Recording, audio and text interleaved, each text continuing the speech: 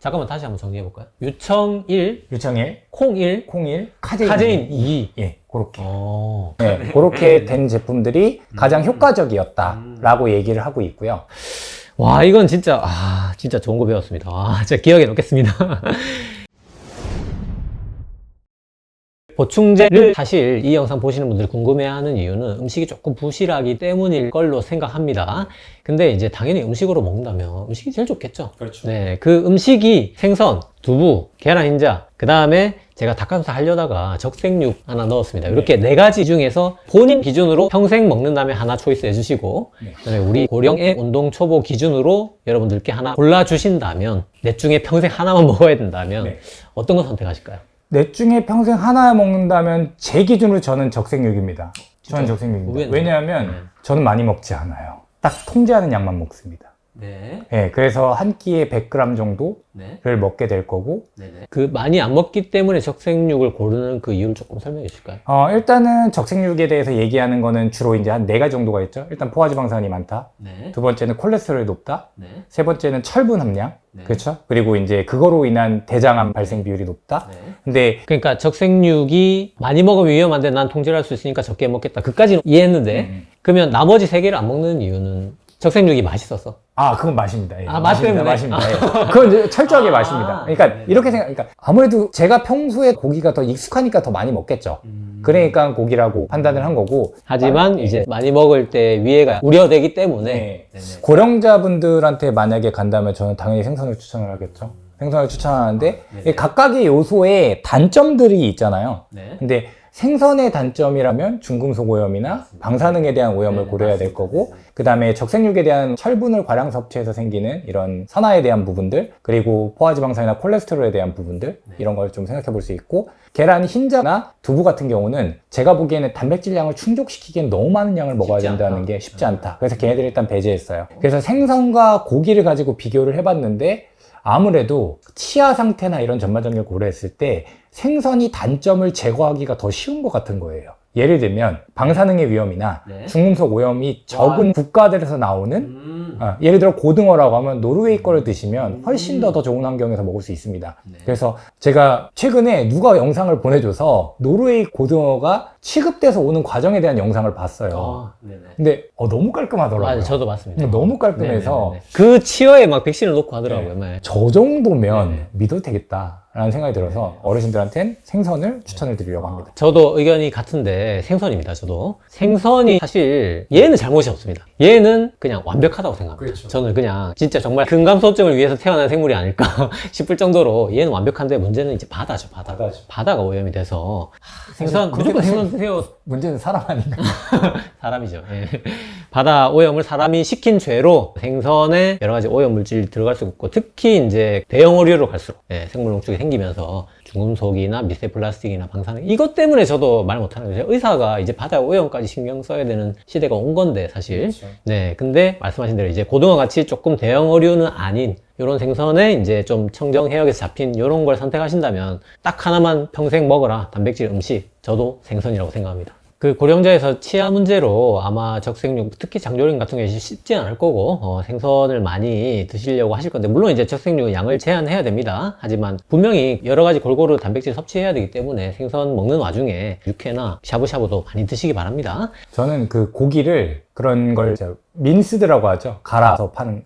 그러니까 퍽퍽한 퍽살을 정육점에서 갈아달라고 그러면 이렇게 다 갈려서 와요. 그걸 이제 좀 연육시켜서 거기다 계란 하나 깨고 해서 동그랑땡이나 함박스테이크처럼 해서 구워서 어르신들한테 드시라고 그래요. 그러니까 이게 어르신들이 잘못 알고 계신 게, 지방이 많은 고기가 부드러우니까 입에서 씹기가 쉬우시니까 이게 소화가 잘 된다고 생각하시는데, 오히려 위에선 더 오래 있으니까 그렇죠. 소화가 안 되거든요. 고지방이 더 힘들죠. 그래서 살코기를 갈아서 쉽게 만들어서 먹게끔 하는 게 사실 영양학적인 가장 대표적인 가이드라인입니다. 그래서 그렇게 해서 뭐 키위나 배, 파인애플 같은 걸 좀 첨가하셔서 연육작용을 시켜놓고, 그걸 햄버거 스테이크나 아니면 동그랑땡처럼 붙여서 드시면 제일 좋지 않을까 생각을 합니다. 네. 네, 오늘 레시피까지 좋습니다. 네.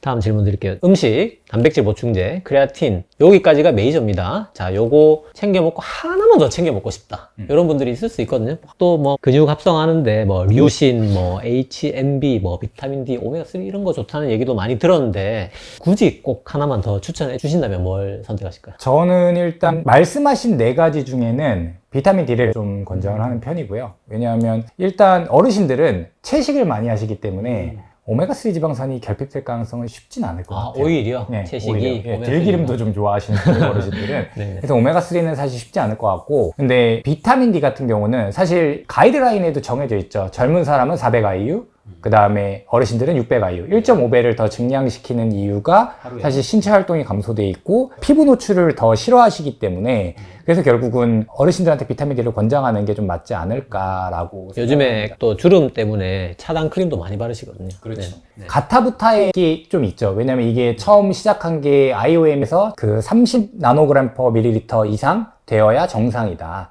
하고 이렇게 적용을 시켰는데 그 내과에서는 30에서 100 사이거든요. 내과는 30에서 100 사이인데 이게 IOM에서 이걸 권장을 한 건데 네. 그게 자마에서 이제 반론이 올라온 게 30에서 100 사이가 잘못 설정이 되었다. 그래서 혈액 수치가 20 나노그램에서 30 나노그램 사이에서는 그 이상과 비교했을 때 총 사망률이나 이런 관련된 질환에 대해서는 차이가 없었다. 20도 괜찮다. 근데 20 이하는 웬만하면 조금 네. 보충을 해주는 게 좋을 것 같다. 현대 성인, 뭐 특히 고령자에서 20 이하가 대부분이긴 합니다. 네. 예, 그래서 뭐 그 관점, 그러니까 모자라니까 먹어야 되는 관점인 건데 네. 또 그렇다고 해서 요즘에 막 30을 무조건 넘겨야 된다든지 그렇게까지는 또 아닐 수 있다. 아닐 수 있다고 네네. 보고요. 네네. 그래서 좀 저는 인젝션은 좀 너무 과량이라고 생각하고 네네. 경구로 만약에 섭취한다면 제가 원래 보충제를 그렇게 추천하는 편은 아닌데 네네. 비타민 D는 좀 주기적으로 드시는 게 좋을 것 같다고 생각하고 외의 것. 이 비타민 D를 추천하는 게 근육 운동과 상관없이. 근육 운동하고도 상관해야죠. 왜냐하면 네네네. 뼈는 근육과 절대적으로 분리할 수 없는 존재입니다. 맞습니다. 그래서 그 골다공증이나 골연화증에 노출이 되면 근력도 저하되고 근육의 기능도 저하될 수밖에 없죠. 근데 비타민 D를 먹는 이유는 결국 비타민 D가 카시토닌이라는 호르몬을 만들기 때문에 그 카시토닌 호르몬이 결국 소장에 작용해서 칼슘 흡수를 도와주거든요. 그러니까 그런 작용을 봤을 때 비타민 D가 좀 필요하다고 보고 있는 거고요. 특히 이제 권장해야 될 사람들은 고령자인데 간 신장 질환이 있는 사람. 왜냐하면 아무리 콜레스테롤부터 피부에서 합성을 하더라도 간과 신장을 거쳐서 활성형 비타민 D가 되기 때문에 아무리 피부 노출을 많이 하셔서 나는 그런 거 먹을 필요 없을 것 같은데 난 피부에 항상 태닝을 하는데 그게 좋다고 해서 이렇게 말씀하셔도 간 신장에 질환이 있어서 안 좋다면 섭취를 직접 활성화된 형태로 드시는 게 좋지 않을까 해서 저는 비타민 D는 고령자분들은 운동을 하시면서 꼭 좀 챙겨주시는 게 좋지 않을까 생각을 해요. 특히 실내 운동 하시는 분들은. 근데 반대로 또 이러신 분들도 있어요. 병원에 꾸준히 다니세요. 근데 병원에서 이분들의 수치가 안 좋아서 비타민 D를 같이 처방을 해줬습니다. 근데 그걸 그냥 병원에서 의사 선생님이 준 거니까 안에 내용물을 안 보시고 그렇죠. 그냥 먹으라니까 먹는 그렇죠. 거예요. 네. 그래 놓고 네네. 뭐 예를 들어 방송에서 어떤 의사 선생님이 맞습니다. 나와서 네네. 비타민 D 드시라고 하니까 또 고함량을 먹으라고 하니까 막 5,000IU짜리 그냥 드세요. 그분보다 아까 말씀 잠깐 나왔지만 더 문제인 게 이제 주사 맞는 분들이죠. 네. 이게 10만 단, 20만 단 이렇게 나오기 때문에 주사는 병원에서 비타민 D 주사입니다 이렇게 자세히 설명하면 다행인데 뼈가 약하시네요, 골다공증입니다, 주사 맞고 가세요 해서 비타민 D인지 모르고 맞으면 진짜 그분들은 이런 또 유튜브 보시고 나 비타민 D 먹어야지 이렇게 하면 너무 고용량이 될 수 있다는 거죠. 네. 그래서 주사도 맞고 각종 제품으로도 드시고 건강에 좋다니까 자꾸 태닝하시고 이렇게 하시면서 좀 그러면 이제 대표적으로 느껴지는 게 피로예요.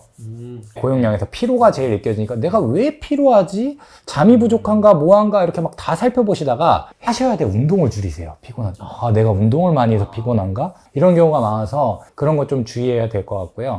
저는 최근에 어르신들한테 많이 추천하는 게 EAA를 좀 많이 고려하라고 해요. 필수 아미노산. 이거를 많이 고려하라고 하는 이유가 어르신들이 이런 분들이 많으세요. 새벽에 운동 가시는 분. 네. 아침에 일어나서 아무것도 안 드시고 운동 가시는 분들. 공복에. 예, 공복에. 네. 그래서 그렇게 빈속에 운동하시는 분들은 뭐 아까도 말씀드렸지만 어르신들은 동화 저항도 많고 그렇죠? 체단백을 유지하기가 그만큼 어렵고 그러다 보니 단백질을 챙겨 드시는 게 좋은데 운동 전에 단백질을 먹고 운동을 하기에는 조금 부담이 될 수 있죠.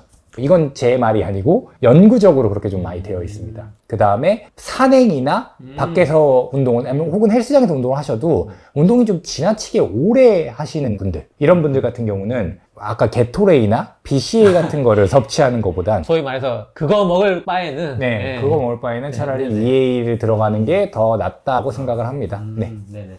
공복, 등산, 산행 분명히 이 영상 보시는 분들 중에 많이 계실 것 같아요. 그런 분들 물론 이제 식사가 충분하신 분들 예외고요. 식사가 모자란데 정말 최소한이죠. 사실 최소한으로 챙겨 먹을 수 있는 거는 필수 아미노산 EAA 보충제 파니까 그런 거 챙겨 먹고 산행하시면 좋을 것 같아요. 뭐 운동하는데 사실 뭐 음식의 양, 탄수화물, 단백질 비율 이런 거는 정답이 없겠죠. 너무 뭐 사람마다 그 처해진 상황에 따라서 섭취해야 될 그 양이 다를 건데, 그래서 조금 이제 세분화해서 본인이 이제 예를 들어 저같이 마른 사람이다. 저는 진짜 영양이 사실 중요하고 또 궁금합니다. 저같이 마른 사람이 근육을 늘리는 목적입니다. 그 목적밖에 없습니다. 네. 탄수화물, 단백질 비율 내지는 양 어떻게 추천해 주실까요? 일단은 마르신 분들은 전 이렇게 생각하거든요. 세포가 영양분을 받아들일 능력이 그만큼 떨어지는 사람들. 네. 그래서 오히려 이제 마르신 분들이 탄수화물을 되게 많이 먹어서 빨리빨리 에너지를 공급하려고 하는 생각들을 많이 하시는데 좀 강박이 되게, 있죠. 네, 잘못된 생각인 것 같아요. 그래서 오히려 지방을 섭취량을 늘리는 게 아무래도 열량을 올리기엔 좀 도움이 많이 되죠. 근데 그렇다고 지방을 막 늘리는 게 아니고 탄수화물 섭취는 한 40에서 50 사이, 그리고 단백질은 체중 킬로그램당 한 1.6g에서 2.4g 사이로 빡세게 먹어야 돼. 운동 양이나 강도에 따라서 좀 조절하셔야 되고 나머지는 지방으로 가야겠죠. 그러면 이 정도면 한 4대 3대 3이나 5대 3대 2나 이 정도가 됩니다.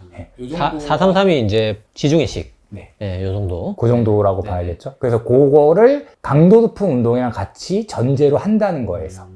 그리고 마르신 분들은 제가 생각하기엔 좀 너무 지나친 빈도는 아니지만 일반적인 사람보단 빈도를 조금 더 늘리는 게 맞는 것 같아요. 식사 빈도. 식사 빈도를. 네네네. 그래서 3회 먹을 걸 4회로, 2회 먹을 걸 3회로. 이렇게 하면 당연히 늘어날 겁니다. 마른 당뇨 가이드라인에도 똑같은 열량을 여러 끼로 나누어서 먹으라고 돼 있거든요. 그러니까 한 번에 혈당 피크는 줄이고 저혈당은 방지하면서. 좋습니다. 이거는 제가 개인적으로 궁금한 거가 컸는데 사실 그 다음이 진짜입니다. 이제 요거 사실 훨씬 더 많이 궁금하실 건데, 비만하신 분들, 우리 과체중인 분들, 탄수화물, 단백질, 지방 비율하고 양 뭐 구체적으로 조금 제시해 주신다면. 일단 저는 단백질 양만 산정하고 나머지는 비율을 정하지는 않습니다. 네. 네, 그래서 단백질 양은 보통 1.6g이 베이스고, 그 과체중도요? 예, 과체중도. 살을 빼기 위해서 운동이라고 하는 건 저는 하루에 1시간을 꾸준히 하라고 하거든요. 그 이상 하지 말라고 그럽니다. 다이어트를 하시는 분들이면 꼭 명심하셔야 될 게, 하루 2-3시간을 운동하면 평생 그렇게 하실 수 있겠어요? 이거 잘 생각하셔야 됩니다. 이게 평생 해야 될 건데 잠깐 살을 빼기 위해서 몇 개월을 해야 된다고 생각을 하세요. 그건 절대 잘못된 생각입니다. 운동은 한 번 시작하면 평생 내가 할 수 있는 양을 하셔야 되고요. 식사를 줄이는 양도 평생 내가 할 수 있는 양을 해야 됩니다. 근데 이게 내가 단기간 살을 빼는 데만 집중해서 내가 몇 킬로까지만 가면 끝이야 라고 생각하시는데 아니에요. 그게 한 다음에 그걸 몇 년 동안 유지해서 그게 습관이 돼서 편안하게 할 수 있어야 될 상태를 만들어야 됩니다. 근데 자꾸 몇 개월 동안 이만큼 빼겠어? 빼면 뭐합니까? 원래대로 돌아가는데. 그리고 그 돌아가는 과정에서 더 무섭게 살이 찌는데. 거기서 오는 실패감도 장난 아니죠. 그렇죠. 네. 그러면 막 진짜 뭐 심리적인 위축이나 사회적 위축 이런 걸 많이 당하기 때문에 저는 일단 가장 중요하게 생각하는 게 단백질 양은 1.6g을 베이스로 하고, 이 1.6g이 베이스라는 건 하루에 1시간을 운동한다는 전제하에서. 그렇죠? 그리고 그게 만약에 2g, 2.4g 이렇게 늘어날 때는 내 칼로리 섭취량이 줄어들에 따라. 그래서 첫째 세팅은 현재 내가 살이 쪘다는 건 그만큼 많이 먹어서 혹은 어떤 문제로 살이 쪘다는 거 아닙니까? 네. 그러면 그 정도 살이 찔 만큼 먹었던 칼로리나 먹은 양이 제 다이어트 첫 시작입니다. 예를 들어 3,500을 먹어서 예전에 살이 쪘어요. 네. 그러면 내 다이어트의 시작 칼로리는 3,500인 겁니다. 그만큼 먹는 게 시작이네요. 그렇죠. 2,000이 1,500이 시작이 아닌 겁니다. 이렇게 하면 그 다이어트는 제가 장담합니다. 100% 실패합니다. 그리고 여기서 1시간 매일 꾸준히 운동하는 습관을 만듭니다. 예, 그것만 해도 더 이상 찌지 않거나 아니면 오른다면 근육량이 좀 붙을 겁니다. 일단 멈추자. 그렇죠. 네. 멈추자. 네. 그리고 거기서 체중이 안 빠진다면 이제 칼로리를 단계적으로 남자는 한 300, 400, 여자는 200, 300 정도 줄입니다. 그리고 빠지고 있는데 굳이 더 줄이지 마세요. 속도를 붙이려고 생각하지 마세요. 제일 실수하는 겁니다. 예. 그러니까 속도를 줄여야지 가속도를 줄이면 안 되는 거죠. 그렇죠. 그래서 떨어뜨리고 만약에 더 이상 안 빠진다면 줄이세요. 그렇죠. 안 빠지면 줄이시고 그게 줄어들에 따라 만약에 근육이 유지가 안 된다면 단백질 섭취량을 조금 올리십시오. 그렇게 만들어서 결론은 첫 번째, 시작 칼로리는 내가 지금 먹고 있는 칼로리가 시작 칼로리다. 일단 멈추는 것부터 시작이다. 그렇죠. 멈추는 것부터 시작이다. 두 번째는 칼로리를 조금씩 줄여가면서 살을 빼나가야 된다. 그리고 그 칼로리가 굳이 살이 빠지고 있는데 가속도를 주기 위해서 더 줄일 필요가 없다. 세 번째, 그에 따라서 단백질 섭취는 1.6g부터 점점 섭취량을 2.0, 2.4 이렇게 올려간다. 와, 제가 들으면서 소름 돋았던 포인트가 두 포인트가 있는데, 첫 번째는 시작 못할 운동량을 처음부터 설정하지 마라. 1시간 평생 할 수 있으면 1시간부터 시작하고, 2시간을 평생 못할 거면 2시간 시작하지 마라. 요 포인트 하고, 두 번째는 처음에 3,500 먹던 사람이 2,000이나 1,500으로 시작하지 마라. 결국은 자기가 먹던 거에서 일단 폭식 멈추는 것부터 시작이다. 거기서 차근차근 내려가서 어느 정도 이제 속도가 붙으면 그걸 유지하는 거지. 그러니까 이게 여러분들 잘 생각하셔야 될 게, 저도 이런 말씀을 여러 번 영상에서 설명드렸던 것 같은데, 내가 평생 할 수 있는 게 다이어트입니다. 내가 평생 할 수 없는 걸 시작하고 딱 여기까지만 하고 공부처럼 시험 끝나면 딱 잊어버리는 것처럼 그렇게 생각을 처음에 잡으시면 안 된다는 거죠. 그런 관점에서 아마 말씀하신 게 아닌가. 진짜 소름 돋았습니다. 이제 거의 마지막이 돼가는데, 자, 운동하고 뭐 연관이 있을 수도 있고 없을 수도 있지만 또 영양 전문하신 분이기 때문에 제가 이거 특히 제 시청자 여러분들께서 아침 식사를 되게 궁금해 하시더라고요. 그래서 뭐 예를 들어서 뭐 밥은 탄수화물이고 고기는 단백질이라고 본다면 탄수화물 이 주로 된 음식 하나, 단백질 하나, 지방 하나, 채소나 과일 하나 이렇게 딱 4개만 아침으로 꼽아주신다면 어떤 거 추천하실까요? 아무래도 뭐 남녀노소를 불문하고 아침은 바쁘기 때문에 먹기 싫기 때문에 네네. 먹기 쉽고 영양분은 충분히 주어지는 식사를 하라고 하거든요.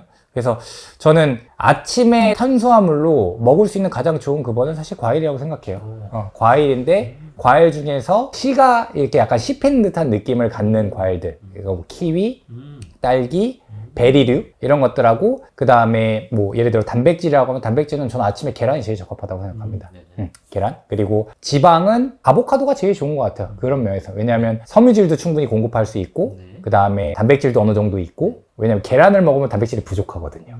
그러니까 다른 식품에서 뭔가 단백질이 좀 보완이 돼야 된다고 생각해요. 거기에 채소나 과일, 이미 채소를 친다면. 했네요. 채소를 친다면. 채소로 한다면? 네. 먹기 쉬운 거 그냥 방울토마토가 제일 쉽겠죠. 네. 방울토마토 사실 과일로 볼 수도 있는 네. 거긴 한데, 네. 채소에 녹색잎 채소하고, 그 다음에 통곡물을 어떻게 보실까요? 두 가지는. 아침에 먹기에는 좀 통곡물은 부담이 된다고 생각합니다. 현미밥도. 네, 현미밥도 부담이 된다고 생각합니다. 네. 아침은 사람의 소화라는 게 원래 인류는 아침에 잘 못 먹는 게 정상이라서. 자, 정리해 볼게요. 베리로 포함한 과일, 계란, 아보카도, 방울토마토. 아니면 초록색을 굳이 먹자면 뭐 가장 영양가로 풍부한 건 이상하게 브로콜리가 영양가가 많아요. 그래서 브로콜리 데친 거, 아보카도 썰어 놓은 거, 계란 삶은 거 한두 개, 그리고 베리류나 뭐 키위 같은 거 이렇게 하고 좀 같이 아침에 샐러드 드시면, 볼로. 네, 볼로 같이 드시면 이게- 제일 좋지 않을까 생각이 듭니다. 그려집니다. 아침에. 저도 실제 아침에 그렇게 먹어요. 저는 아기가 먹다 보니 같이 먹거든요. 아침에 제가 준비해서 이렇게 같이 먹는데, 그 요거트에다가 키위 조금 넣고 캐슈넛 같은 거 좀 집어넣고, 그 다음에 삶은 계란 이렇게 넣고 그거 이렇게 믹스 섞어서 먹어요. 네. 우수님이 제일 추천하신 샐러드 볼 레시피까지 다 나왔습니다. 네. 마지막 질문인데, 자, 요 질문은 오늘 주제와 완전히 벗어난 질문이긴 한데, 영양학 쪽에 가장 제가 생각하는 최고 권위자분을 모셨기 때문에 이분 의견이, 이 질문이 너무 궁금합니다. 그래서 제가 평소에 정말 궁금해하던 질문, 우수님의 입을 통해서 한번 들어보겠습니다. 완전 비건입니다. 가정을 할 건데 평생 완전 비건 현미 채식, 그리고 완전 카니보어입니다. 완전 진짜 풀떼기는 하나도 없는 완전 카니보어. 둘 중에 평생 무조건 단 한 가지만 해야 한다면 본인 기준으로 어떤 걸 선택하실까요? 전 정말 잔인하게 굶어 죽을 것 같습니다. 전 진짜 정말 잔인하게 굶어 죽을 것 같아요. 못 고른다. 네, 못 골라요. 왜냐하면 그걸 주장하신 분들한테는 죄송하지만 제 머릿속에 단 한 번도 그런 편협한 식사를 생각해 본 적이 없습니다. 저는 인류학자들을 되게 존경해요. 뭐 예를 들면은 뭐 유발 하랄이나 허먼 폰처 그런 학자들을 기반으로 이제 보다 보니까 인간을 잡식이라고 생각하고, 저도 진짜 잡식이라고 생각하고요. 네네. 뭐, 굳이- 당연히 저도. 네, 네네. 잡식이라고 생각하고, 다만 좀 육류에 약간 기반한 잡식이라고 생각을 합니다. 그래서 육류를 배제할 수 없다. 그래서 뭐 사실 카니보어 하시는 분들이 인간은 카니보어 육식이다 이렇게 주장을 하시지만 그거에 반대 합당한 의견들도 있고요. 네네. 인간은 채식을 해야 된다라고 하시는 분들의 또 반대쪽으로 합당한 의견도 있고요. 근데 저는 그 양쪽 의견이 다 맞다고 생각을 하고, 거꾸로 생각해 보면 제 자체가 이건 좀 고집인데, 현미채식, 그러니까 완전 비건, 완전 카니보어 이거 자체를 머릿속에 생각하려고 하지조차 않습니다. 네, 그러니까 가정 자체가 없다. 네, 그러니까 저는 그런 쪽으로 지나치게 가느니 차라리 굶어 죽겠습니다. 네, 그 전 딱 든 생각이 그거거든요. 둘 중에 하나를 선택한다는 옵션은 내 인생에 없는데, 네, 가정이 없는데. 네, 가정이 없는데 이걸 선택하라고 하면 왜 차라리 가정을 하라고 하는 거지? 죽는 건 어떨까? 둘 중에 죽음을 선택하시겠다는 우수님의 마지막 결론을 바탕으로 오늘 정말 진짜 제가 평소에 너무 궁금한 것들이 많았는데 제가 이분의 입을 통해서 이런 궁금한 걸 제가 들을 수 있었고 또 여러분들께 소개해 드릴 수 있어서 너무 유익한 시간이었던 것 같고 혹시 다음에 또 나와주시죠? 아유, 그러면 당연히. 저는 부산 너무 좋아합니다. 네네, 부산을 사랑하시는 그리고 닥터 인디를 사랑하시는 우리 우수님과 오늘 좋은 시간 가졌고 다음에는 더 재밌는 더 좋은 주제를 가지고 또 우수님을 모실 수 있는 기회를 가졌으면 하는 바람을 가지고 오늘 영상 마치도록 하겠습니다. 감사합니다. 감사합니다. 네네.